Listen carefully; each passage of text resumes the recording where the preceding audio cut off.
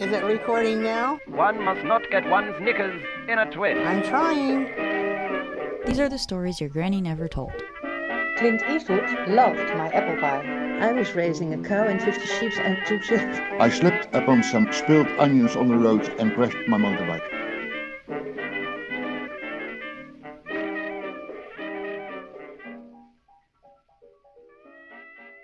Hey everybody, welcome back to this month's episode of Stories Your Granny Never Told. It's Nikki, your host, and every month I interview older folk about their unexpected life stories. Well, it's the holiday season, maybe you've gotten some snow, you're wrapped up in a scarf, and you're just ready to stuff yourself with chocolates and cookies, and so who better to interview this month than my very own grandma? So this is kind of like related, let's say it's canon with episode 2, which is by grandpa. As you'll hear, they divorced at some point, but there's like some intertwined stories in there. My grandma is like super badass. She was a farmer, a shepherd. She took care of kids. She knows so much about plants. She knows how to like tan leather. Like she has all of these insane skills that I'm very jealous of.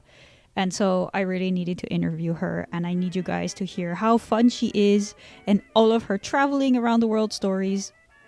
And I know you're just gonna love it. It's great.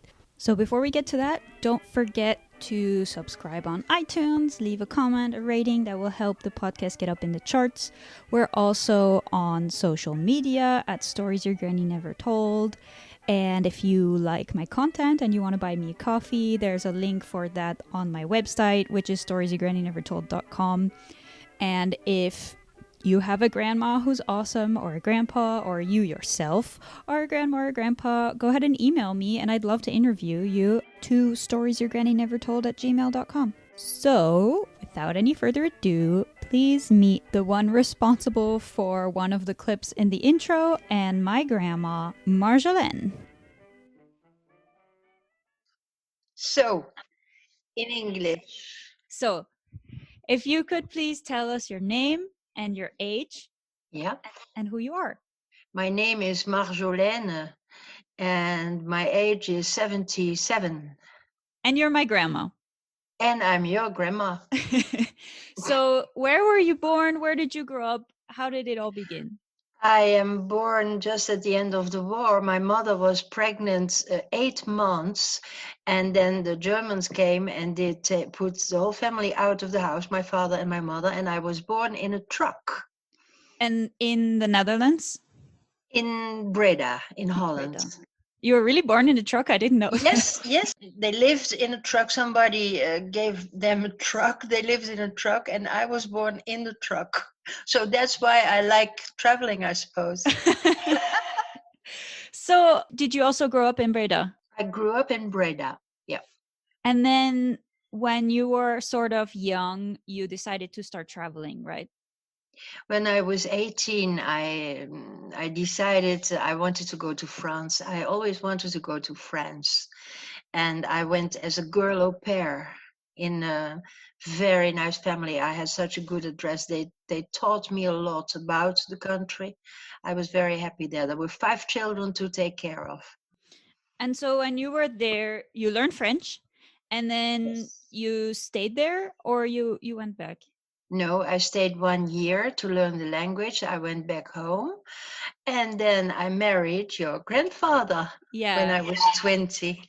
He was the man of my life, but I had to share him with other women, so I didn't like that.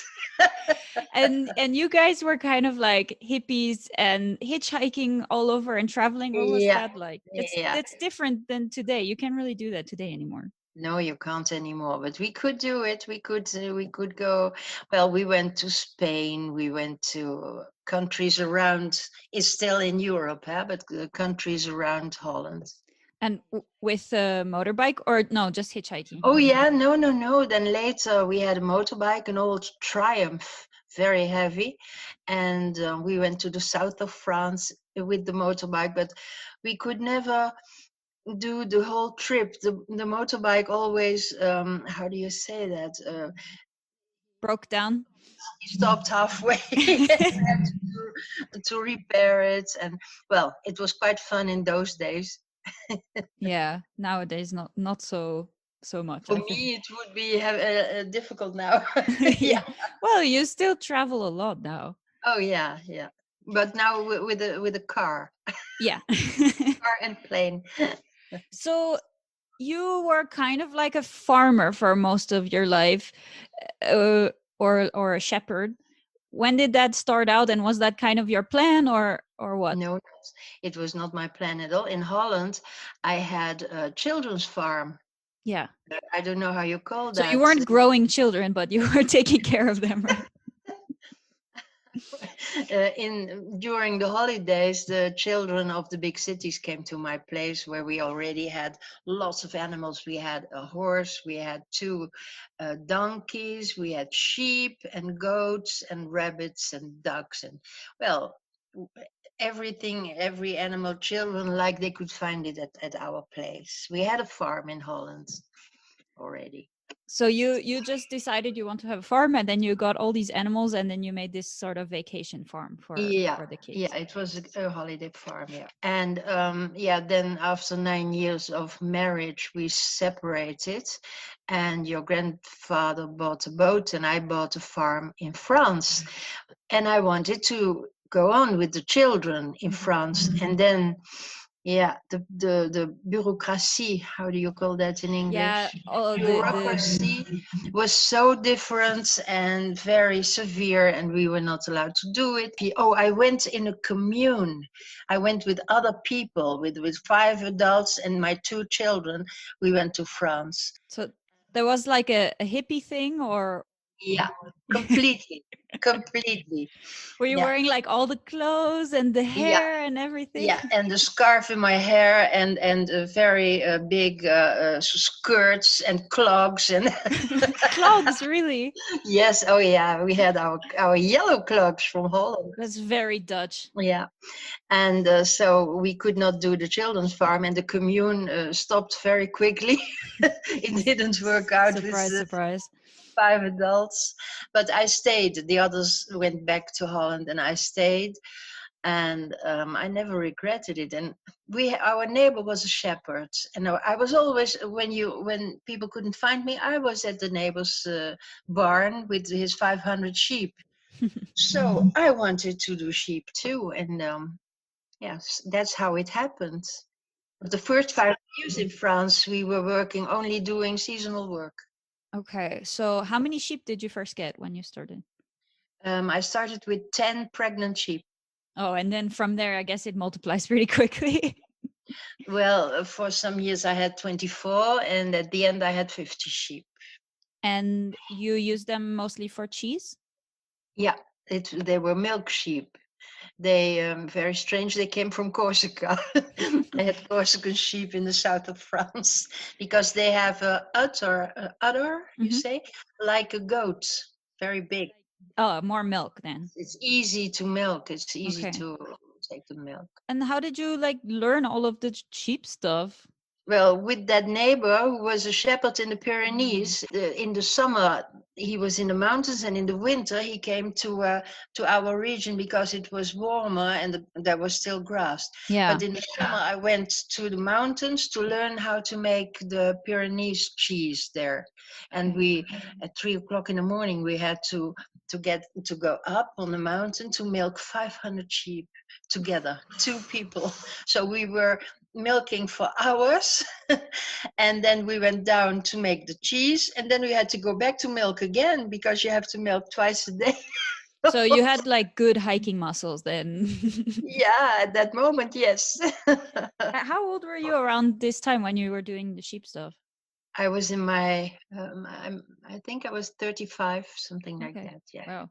And I did it for 15 years. And you were selling your cheese at the market and Yeah, all of that. So yeah. And so we had a cool. cow too. We had a Oh, cow. right. And the cow was like a pet, right? Yeah, oh, the cow. It was a little Jersey cow, and her name was Flora. And she came in the house and everything. She was like a very big dog. And you had sheepdogs too. Yeah, I had one sheepdog, a border collie, and my border collie was very, very well trained. She could get the whole bunch of sheep back to the house without me going to look for them. And how do you train that dog?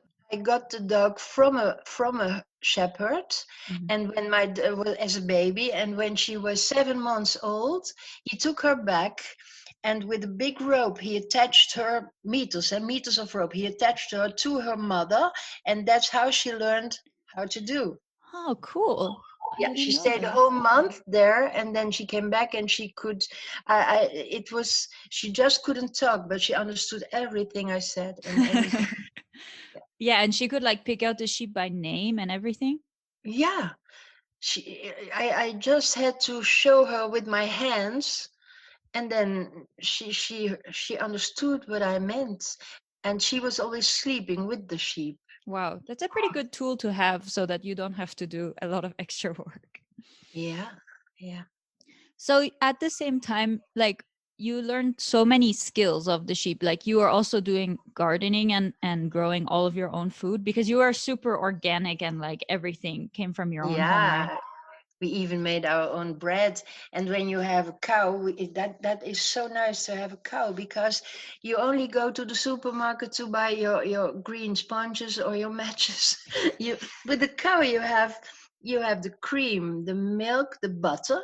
We made our own butter. You have the veal, so the veal meat every year. Mm-hmm. What else? The cheese, yogurt. It's fantastic to have a cow. We had a few technical difficulties here because Zoom is very hard to work when you don't have good internet, but we're back. Okay, so we're recording again after some technical difficulties, but it's okay. Yeah. Yeah, it's terrible. I'm living in they call it a white zone here, Yeah, and sometimes I have nothing, no telephone, no computer, nothing. not the best internet ever, but it's okay. So we were talking about you having your herd of sheep and all of that. What did you do after that, or what did you learn from that? Oh, what I learned from my sheep? Sure. I learned a lot from my sheep. You know, some people do pay a lot of money to do meditation. I just went into the barn in the evening. When people couldn't find me, I was in a barn where my sheep were, I don't know how you say that in English, ruminer. Yeah, they were chewing the cud. Yeah, chewing, and it's so peaceful laying there in the straw, looking at me, happy. So they were friendly sheep. Yeah, oh yeah, very friendly, yeah. Oh, that's really nice. You also taught me how to knit. So you got the wool from your sheep and made it Yeah, into yarn and also knitted it. yeah. I my poor boys, so your father, they were obliged to wear my hand knitted sweaters. They had a little smell of sheep, and the boys at school, they were always laughing at them and saying, "You're stinky." And they're really itchy too, right? They were itchy and stinky. Great. Yeah, but that was in the 70s, you know. It was hippie time, and everybody, all my friends were living like that. Yeah, why not? I think they also told me you baked such healthy bread that it was like a brick because it was so full wheat that it was just. Yeah, 3 times a week we were how do you say that, mowing the grain, grinding the cereal for 1 whole hour 3 times a week, and then I could bake 3 breads. And it was full cereal, so I think my children nowadays, they don't like it anymore, the full cereal. So, like, you were working all the time. Like, what time did you get up in the morning? Well, normally between 5 and 6, Oh, that was normal time, and at 9 o'clock in bed in the evening.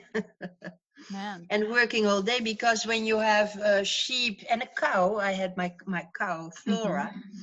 So yeah, it's a lot of work, but you hardly have to buy anything in the store. Yeah. You have bread, a sweater, and milk, so you have everything you need. Yeah, I made butter. cheese, yogurt, cream. You have so many things with cow milk, and then the sheep. And the meat, I guess, as well. And then once a year, we had a veal. And I had 3 pigs, because when you have sheep and a cow and you make cheese, you have lots of whey. When you have 200 liters of milk, you have 20 liters of cheese and 180 liters of whey, which you can't throw in the nature because it's polluting. So I had pigs, and the pigs were drinking this with cereal in it. Oh, that's a nice healthy breakfast for the pigs. And so we had a veal and a pig every year. We are really not vegetarian. So you had all the meat from them. Did you also tan the hides? Yeah. Oh, yeah. Oh, yeah. You remember you asked me some years ago, you wanted to tan skin, you call it? Hide. Oh, but you never did, huh? No, it's too much work. Lucky it's very smelling. But we did, we did a lot of tanning, you call it? No, how do you call that? Yeah. Tanning. Yeah, and it was the beginning is really horrible. But then when the skin is drying, then you have the nice work with the talc powder and the talc stone. I don't know how you call that. It's like lava, like a lava stone, to make it very supple. Supple. Yeah, oh yeah, and I made, I was cutting big squares of every skin when it was done, because I wanted to make a big carpet. And every time my friends came from Holland and said, "Oh, that looks nice," and I gave them a little square, like to make a little mat in front of the bed. Yeah, so you never had a big carpet. Never made my carpet. What happens after the sheep farm then? I had to work, because with my sheep farm, we just could live, So I found a job in the Alpes-Maritimes, close to Cannes and Nice and Antibes. In the Côte d'Azur. It was in the mountains, and that's where the guy lived, who was wearing no shoes. Luc and me, we were working there. My new friend Luc, at that moment, we made a farm there in the mountains. You could not come with a car there. You only could, for 15 minutes, you had to climb in the mountains. You had to leave your car down. And it was a wonderful place, wonderful. Above Grasse, if you know what it is. That guy, he was a director of observatory, and he was completely crazy. He was so very biologic, a little bit too much, where walking bare feet, going to his work on a horse. His wife was, she had a little deux chevaux, a little car. Typical little French car. Yeah. And she was not allowed to use it. Her husband was very severe, but she did it. Because it's like bad for the environment. Yeah, he was a little bit too much. He was from Paris, And then back to nature. So yeah, like 100% back to nature. So no shoes because it crushes the insects, and no fridge, right? You built like an underground ice fridge or something? Yeah, we only had solar energy, and it was in the 80s, so it was really the beginning here. Pretty innovative, yeah. And so we look at me, we made a fridge with the opening on the north side and very insulated on the inside, but not insulated on the outside. So it worked really well. And it was like underground? It was not underground. It was against a hill. Ah, okay.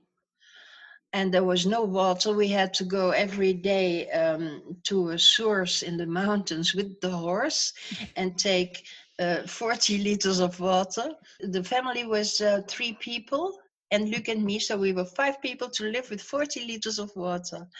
We learned really how to manage it. Yeah, you better be efficient, I guess. Yeah, and not showering every day. Yeah, obviously. Well, you wouldn't be hippie if you were clean all the time, so. Yeah, when we were taking a shower, I did put my dirty clothes under my feet. I was standing on my dirty clothes, and so the water Oh cleaned my yeah, two birds, one stone kind of thing. And when I washed the salads, that water was used to do the dishwashing. But not After washing the salads in the shower. That would be too much, right? And how long did you stay there? I stayed there a whole year. I wanted to see the four seasons, to go with the four seasons there in the mountains. And after some months already, I understood that I missed the trees a lot. We were living Ah. above the tree line.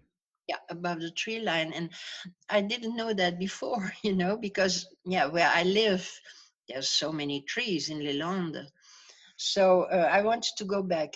Luke stayed 2 more years there. Wow.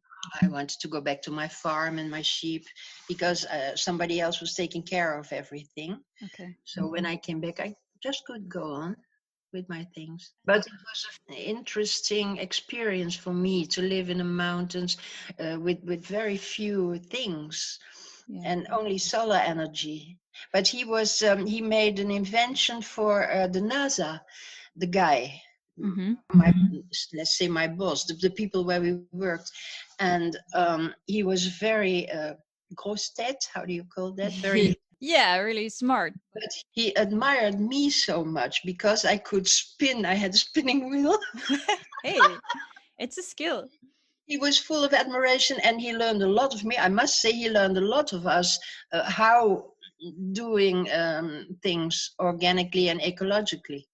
Because he was from Paris and he was completely crazy. Yeah, sometimes they have this idea of what nature is supposed to be like, and then they get there and they're like, oh, wait. Yeah. But it was such a good experience for that whole year. But I was happy to be back in my own environment again. And so you basically continued more or less doing farm work until a long time, and you were selling your cheese on the market and everything forever, right? Yeah, I was selling my cheese on the market, and then I got an accident and I had to stop working with my sheep. I had a big accident with my neck. I couldn't milk the sheep anymore. I couldn't carry heavy things. So I sold my sheep to one of the guys who helped me. Okay. And then I started to grow bamboo. Oh yeah, I forgot about, you know so much about plants as well. Like, okay, why bamboo? And in the middle of the south of France is not really the most Asian place, but well, it seems that in the Le Temps Glacial, how do you call Ice that? Age. There was bamboo in where I live. Oh, I didn't know that. There were mammoths and there was bamboo. Why not call it the Big Chill or the Nippy Era? I'm just saying, how do we know it's an ice age? Because of all the ice! Yeah, I met a guy who came to redo my roof, and finally he asked me if I wanted to grow bamboo with him. So I did bamboo for I think 7 years. We were growing bamboo for decoration in gardens. And so, like, all the knowledge you have about plants, because like if I go in the forest for a walk with you, you will know all the plant names, all their Latin names, what they do. You just picked it up from like experience, or how did you learn all that? Yeah, experience and interesting. I was interested in it, but I don't know all the plants. You know a lot of plants. And I still love plants. I still love them. And I try to, Mia is very interested, so I try to tell her My about little it. cousin. Yeah, your cousin. Yeah. And also, like, while you were doing the sheep and everything, you also had your own vegetable garden, which was like huge, and an orchard as well, right? Yeah. So just Oh yeah, we and now every year now my garden gets smaller and smaller. Yeah, because I'm 77 now, 78. Yeah, 78. You had a birthday during our technical difficulties. Yeah. Happy belated birthday. We can celebrate when I come and visit next time. Yeah.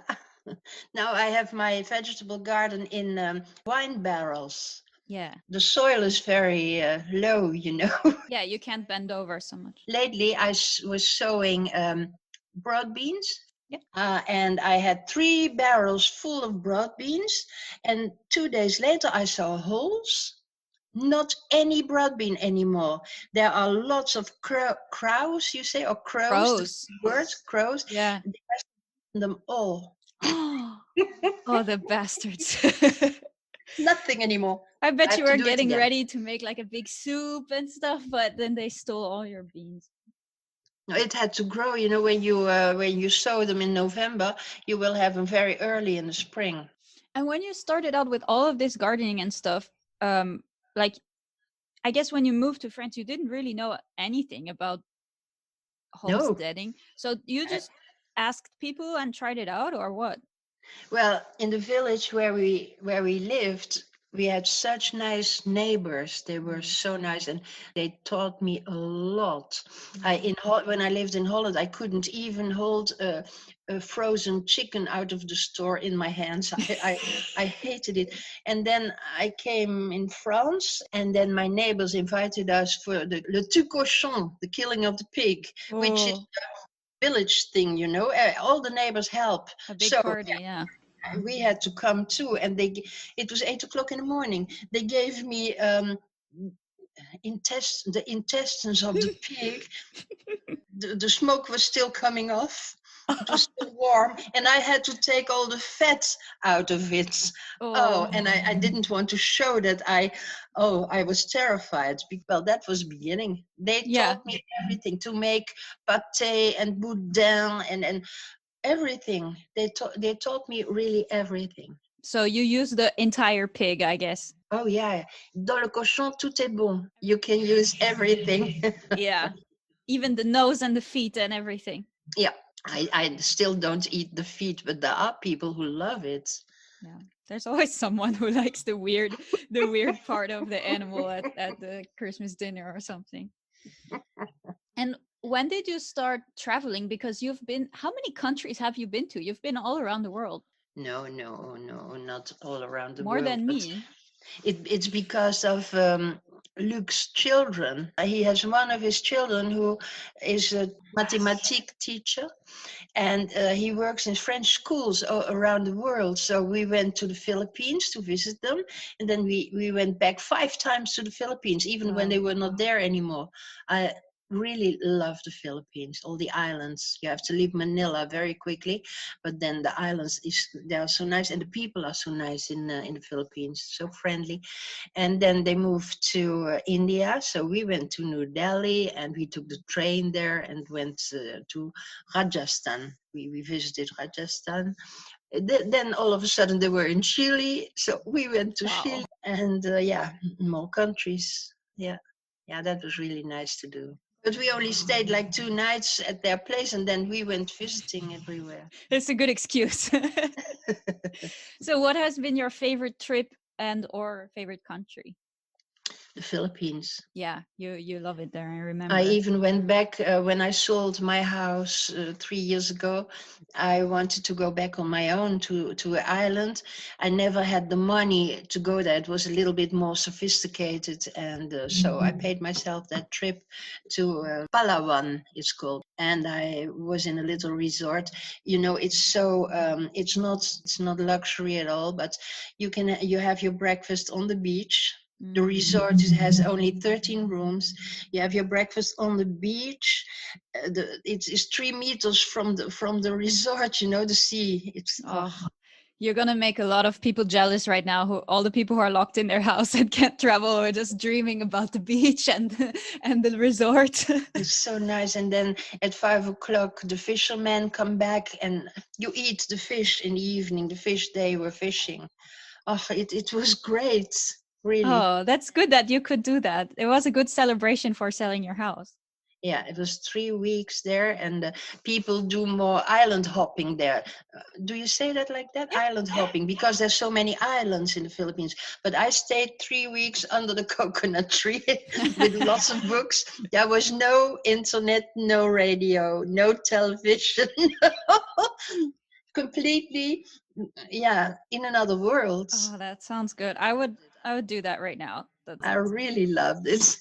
and I thought this is a good experience. It will cost me a little bit more money, but it's so very cheap. You can't imagine 50 cents for a meal and €3 a day for a room. And the prices are not of this time. So it's just the flight there and getting there that the was flight is expensive. Yeah. That makes sense. So talking about like internet and TV and all that, I wanted to talk a little bit about how things were back in the day, especially, on your farm. I assume you didn't have internet, obviously. TV, I think also not. Yeah, we were playing, doing games with the children. We had no TV for a long time. And then they get bigger and all the friends have TV, so we had to buy a TV. And but we did other things. Well, you put them to work, I assume, most of the time. No, they were at school. Yeah, I was gonna ask, like, what's the biggest difference that you notice from like these days from when you were growing up or like my age? Well, we had no mobile. That's a big difference, because now you can't even say hello to people when you are in the city, because everybody is talking to the mobile. But it's good because we can communicate also like this. Yeah, it's another way of communicating. Yeah, the difference, I don't know. I just go with my time, I can't say that it was better or less better. You go with you live with your time. You're pretty modern, you text me, you figured out how to use Zoom eventually, so Yeah. you keep updating. And what about like cars? Because you were talking about the deux chevaux, but even before that, I guess it was pretty rickrack. I mean, you guys had that motorbike back in the day that was always breaking down. Yeah. We always had old cars, and your father and your uncle, my sons, they were always repairing my old cars. That's why nowadays they don't want to do that anymore. They have good cars. And when Niels left the house, he bought for me a new car. Little new car, because he said, "Mom, I will not be there anymore to take care of your cars." That's really sweet. Another question I had is, you got divorced like pretty early. Like nowadays it's super normal. I think like 50% of marriages get divorced. Was it like different point of view back in the day? Was it badly seen, or you didn't really care? I could not tell my parents, Yeah. Because it was badly seen. It's true. And your parents were really religious, right? Yeah, very religious. And then Christmas arrived and my parents invited us. And then I had to tell them I will come on my own. And they started crying. And every Saturday they came to my house with food, because I had no money either. When I divorced, with my last money, I had to buy a car, because we were living in the country already in Holland. Oh, yeah. So I was 10 kilometers from a city, and the bus went twice a day. In the morning very early and in the evening very late. So I needed a car there. I had my 2 little children, and so my parents, they accepted it very well. My father only said, "I told you when you married." But yeah, I think that's a parent's thing to say that. It was not good. I will never tell that to my children, but my children don't divorce, so that's okay. Yeah, thankfully. It's so much better, because it's very sad. Very, yeah, very for everyone, I'm divorce. sure.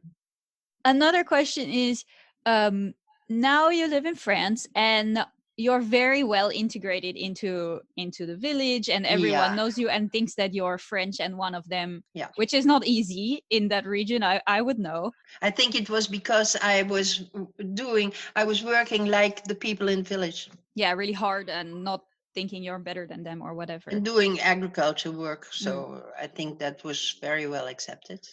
Even straight from the beginning. Yeah, straight from the beginning. It's I really thank the neighbors I had in Viella, in the little village. They were so nice. And we were the first foreigners in the village. They almost touched my arms, to feel what it was like to be a foreigner. Oh my God. People were so curious, but it was, in a way, it was good. The whole village came to see us to the house because, we were 5 adults living all together. That is pretty weird. Bad thoughts. So we became friends with the whole village. It was incredible. Incredible. They were so nice. When we arrived there, it was in 1974. One neighbor, I talk about a neighbor, but he was like 3 kilometers farther away. He came with a big basket full of strange fruits that I never saw. Fresh figs in Holland. Oh. Peppers, things of the garden, lots of tomatoes. And he said, you have nothing and we have so much. So he gave it. Then another neighbor came with a rabbit, a female rabbit who had babies in the belly. He said, this is to start. Well, that's so nice. Oh, we were so surprised. It was such a good surprise. They were so nice to us. And I lived there for almost 6 years in that village. And everybody was friendly all the time. Even they must have thought that we were strange people. Yeah, probably. They were so nice to us. And then we moved, and Jim and Niels were already 14 and 16 when we moved. And that was so hard because we came in a region where I live now, but in the beginning it was really hard. People didn't even look at us when we went to a bistro to have a coffee. They didn't even serve us. That's what I'm more used to than your other stories. So it was completely strange. We thought it was everywhere. It was like in my first village, but you just got not really lucky. People are really closed off to strangers, whether it be someone from the city an hour away or the next country. That's like, I mean, Holland is not that far. It's a day drive from the south of France. But for them, I guess anyone who's not from there is a stranger. Yeah, that was my second experience in 40 years. And in the beginning, people were, as I told you, not nice at all. There was a group from Paris, and they did not accept other people. But then it's kind of ironic. Yeah, but with the years, it became very nice. There were more people coming, and it's very nice now. It's really my village. Good. But in the beginning, it was not nice at all. It's unfortunate. It was a closed village, like so many villages in things in the country. In France. like where I grew up as well. It took like, I don't know, 12 years for people to start stop calling us the Americans. Actually, they probably still call us that. I don't know. I like this kind of rivalry between the towns and no, those guys are bad, but the other town is good. Yeah. I enjoyed that. You said that you never saw fresh figs before, which sounds crazy to me now, but makes sense. Figs, even nowadays, it's hard to get fresh figs. I don't get them in New York because they don't ship well. I mean, I would get them, but I would pay $100. I don't know. Come back to your house. There's big I fig know tree. there's so many at home. But so what was other stuff like that in Holland? I guess you guys had potatoes and cabbages, but not other things. Yeah, like eggplants and all those things. In Holland, no, it was leek and cabbage and potatoes.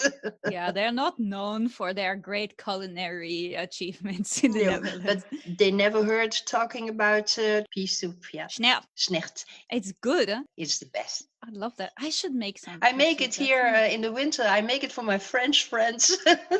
Everybody loves it. It's so good, and the spoon has to stand up straight in it. If not, it's not. Yeah, good. you almost have to cut it with a fork and a knife.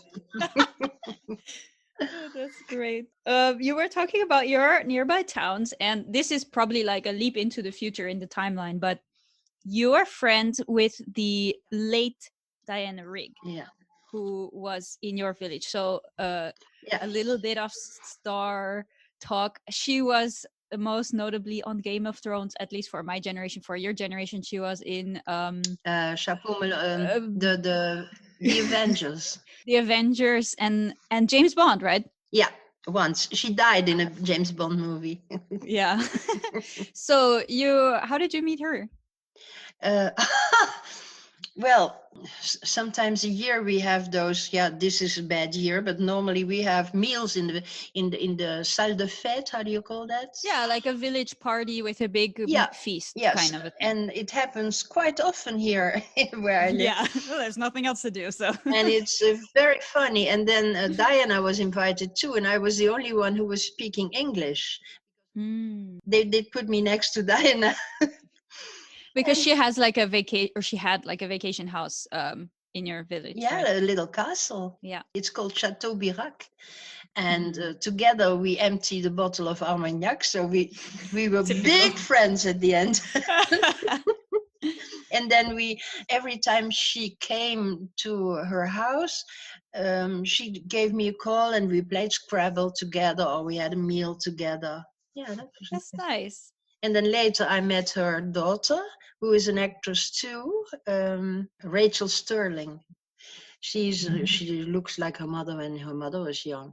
And Rachel Sterling, her daughter, is married to Guy from the group Elbow of Manchester. Elbow, yeah. I remember that. It's such a funny name. I was telling them that I have been a singer too in my life for some years, but I did not know that he was so famous. I really didn't know. I thought, oh, he's like me. He was singing a bit. No, he's very famous in England. I forgot you were in a band. When was that? Oh, that was when I was 18. That's how I met my grandpa. Because he was playing the guitar in the group. Yeah, he still does a little bit. I remember, although that was way later, that your doctor said you could have been an opera singer because you have like really big lungs, but instead you just snore really loud. That's my favorite joke. But you sing really well. Still, probably in the shower or something. Yeah. No, sometimes I'm singing here in my house because, yeah, there's a nice acoustic. Yeah, it's a good echo, yeah. And then true. once I was singing and doing as if I was on the scene, and all of a sudden somebody was looking at me. I had a visitor. Yeah, that's the problem when you live in the middle of nowhere. People just like walk into your house or like look in the windows. Yeah, you never know what's gonna happen.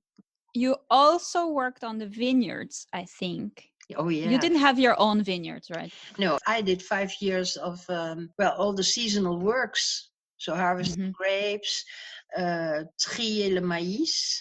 Sorting corn? Yeah. Why do you sort corn? In this region, they grow the corn for sowing in the whole Europe. When the corn has been harvested, it goes on tapis roulant. How do you call that? I forgot what it's called. The thing that you have at the supermarket and it rolls. The rolling carpet, but that's not what it's called. Okay, but we know they go on a rolling carpet, and you have to stand there looking if there's in the yellow corn, if there's a red seed or a black seed. You have to take them out because it has to be perfect for the sowing in Europe. So that was really bad work. You know, I'm not made to work on a tapis roulant on a roll. No, you're outside person. And so that's what I did too. The harvesting was quite okay, harvesting grapes. So for people who don't know, you have to pick the grapes by hand, or a lot of people still do it by hand because it's better and you don't get like leaves and twigs inside the grapes to make wine. It's in the big the big names, you know, Chateau Margaux and all these very good wines. They harvest by hand. You have to cut it. You cut you cut the whole bunch of grapes. And then you have a basket on your back and you throw them in your back, right? No, you have a bucket next to you and somebody is walking through the vineyard with that big heavy thing on his back. It's always a man, and you have to empty your bucket in that thing. Oh, that's nuts. So did you learn a lot about wine? I mean, I know you learned a lot from drinking the wine, but also from picking it, right? Well, I know now how wine is made, yeah. Yeah, and now actually how Armagnac is made, since you live on an Armagnac making property. Yeah. You have so many skills. You need to write a book and pass all the skills down. Yeah, if you would like to do that for me, I can tell you my stories and you write the book. Well, I need more stories. Recording them, that's the first step. Yeah, this is so nice what you are doing. It's so interesting because I listen to the thing to the other podcasts, and it's interesting and funny. Oh, good. Who did you listen to? I listened to the female guy, Oh, drag queen. Gypsy the drag queen. Yeah, that's one of my favorite ones. And OP and the lady before, the first one I listened. The first one with Edna. Yeah, Edna. Yeah. Who's the New Yorker. For me, and like, you know, we don't understand why would you not have internet? I mean, actually, when I was a kid, we didn't have internet, but you know. Yeah, and you know, when I came to France, I had no telephone for some years. I didn't want a telephone because with my children's farm, we had an extra speaker. So when I was in the garden outside, I could hear the phone ring. It was very, very noisy. And the phone rang the whole day because when parents brought their children, they called me very often. Children stayed a week or 2 weeks. And when I came to France, I didn't want a telephone. That means that in the 70s, there was a lady who came 3 times a week with telegrams. Oh, really? Yeah. Oh, how do you call that? Telex? Yeah. I didn't know that you used telegrams. That's crazy. Okay, but it wasn't in Morse code, at least, right? What does that mean, Morse code? You know, doot, doot, doot, doot, doot, doot. No. It was a little small paper. Well, I suppose the telegram they did send it like that. Oh. And so, who telegrammed you? How does that work? Where do you go to write a telegram? Do you have a telegram machine at home, or Well, you go to the post office and you tell the lady, I want to send a word to my lover. My dear Geraldine, I love you, I love you, I love you. And then the lady at the post office said, my dear Geraldine, I love you, I love you, I love you 3 times. Stop. Yeah, and then she does the thing, like you say, I think it was Morse code? Yeah. Yeah. And then the lady, you know, the oldest cafe in La Bastide. Yeah. Tortoré. Madame Tortoré, she was doing those things. She brought telegrams everywhere. It was the same lady? Yeah, she was the same lady. Oh, she's super old, right? Yeah, she's over 90 now, and the bar is closed, and it's one of the oldest cafes of the whole country of France. It was on TV. When I came there in 1980, I wanted to have a coffee there. So I went into to the bistro. I ordered a coffee, and she came with a little pan. She was heating coffee, which was in there since a week, I suppose. Ooh. And I got my cup of coffee, and the only thing was an American fridge. And it did not change. It's still like, wow. And the coffee is still very bad. And the beer, you can only have it in little bottles, you know. They don't have a tap or something. There's a lot of stuff like that in France where they just didn't update, so... And there was, the first time I arrived there was a big German shepherd who lifted his foot against le comptoir and did his pee in the cafe, in the bistro. Oh, no. Really authentic experience, that is. So you went there and to get a telegram or to send one, but who was sending you? Like the parents? Like, hey, is my kid still alive? Or what? Well, yeah, sometimes my parents did send a message and sometimes I had to send a message. Oh, and there was no telephone in the village. You had to go to the bistrot du village and do a certain number. But in the bistrot, they had a little cabin. And then you did, I don't remember, it was perhaps, you do 32. And then there's a lady who says, yes, please. And then you have to say, I want to call Holland. Please, can you put me in connection with Holland? Something like that. And then they do like the switchboard, they unplug the thing and then they plug it into Holland. Yeah. And probably to get to Holland, it takes forever because they never call there and they're very confused. And then they don't... And then later, after waiting a long time, she says, you can talk. Wow. I I remember my neighbors got a telephone, those neighbors who taught me everything. And I still remember seeing the lady sitting there with that telephone in her hand, not knowing how to do and where to talk. Yeah. On which side she had to talk. And how did you pay when you're in the bistro? Did you like put quarters in the machine or not even? No. I had to pay where you buy your glass of wine. How much did it cost to put a long distance call? Oh, I don't remember. I really don't remember that. Was it like a lot of money for you at the time? I suppose so. Yeah. I think it was quite expensive. Yeah. Yeah, I assume you don't do it every day or something. Yeah. When was the first time you took a plane? Ooh. That's a big question. I think the first time I took a plane was when I went to see your parents in Florida. Because when I went to Holland, I always took the night train. Yeah, that you could sleep on the bunks and you wake up and you're there. Yeah, at midnight, I took the train in Dax. And at 6 o'clock, I arrived in Paris, in Gare du Nord, where I had the best croissants. And then at 12 o'clock, I could take the train to where my parents live in Breda. You could probably still do that. Yeah, It's the same you time. can still do that, I suppose. But the first time I took a plane, I suppose it was to go to Florida. Were they still smoking in the planes?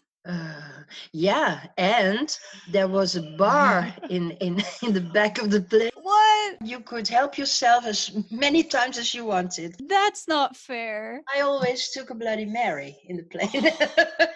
I'm jealous now. I wish I didn't know that. Now I'm always gonna think like, oh, back when we had a bar. Yeah, I think some people abused, so they took it away. Yeah. And you could smoke. Yes, you could smoke. Yeah. So was it weird taking a plane, or you were just like excited? Oh no, it was exciting. Yeah. And you had to dress up really nice, right, to go on a plane?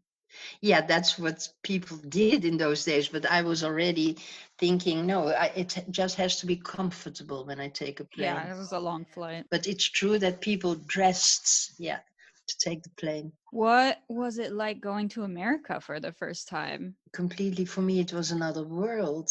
And I have such good memories. Well, it was so funny to be there because your mom was working. Yeah, she was a firefighter. She showed me where the bus was. I took the bus to go to the beach. It was very exciting for me.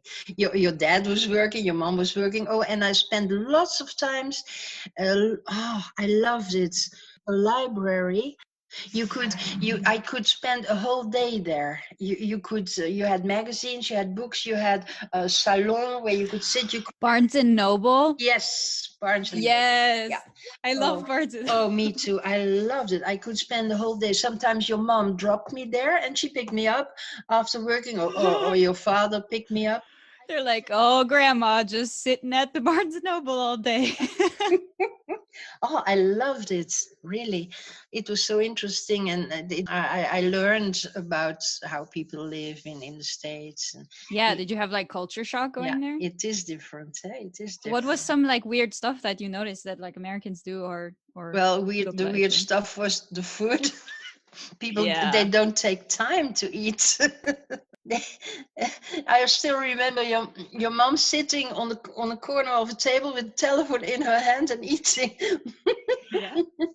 Well, I mean, there's that, and then the other extreme is France, where if I go to your house for lunch at 12, we maybe come back at 6 or 7. Yeah. Oh yeah. Because it's just you chat and there's like lots of courses and blah blah blah, and so it's the two extremes.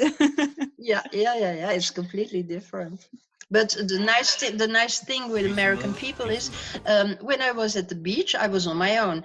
Somebody walks by and they always are ready to have a little talk. Yeah.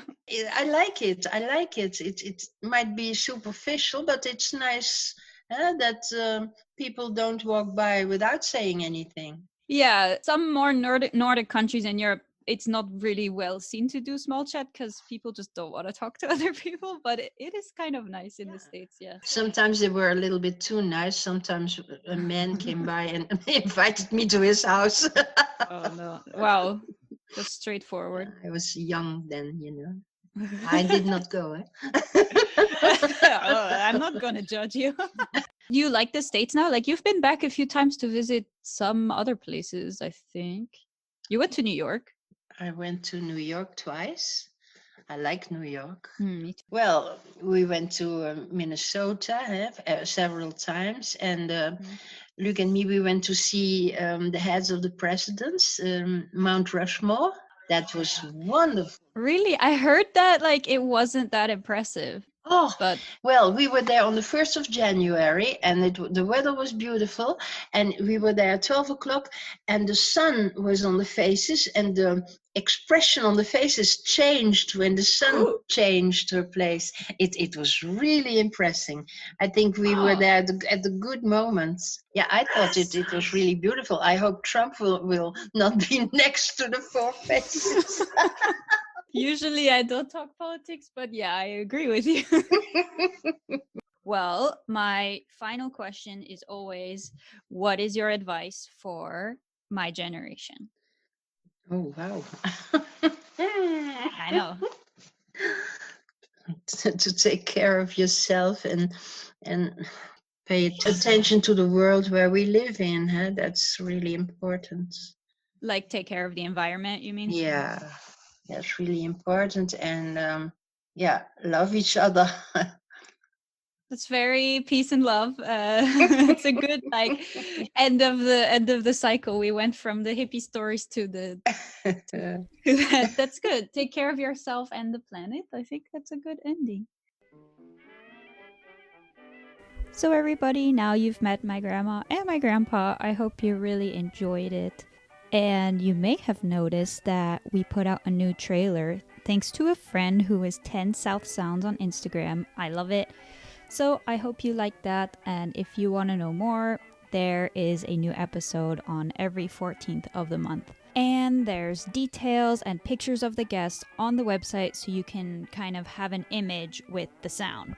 Otherwise, I may take a vacation soon, I may not, because, you know, times are weird, but I hope everyone stays warm and eats a great Christmas dinner, whether it be made of meat or cheese or vegetables that you grew all on your own. Happy holidays, everybody.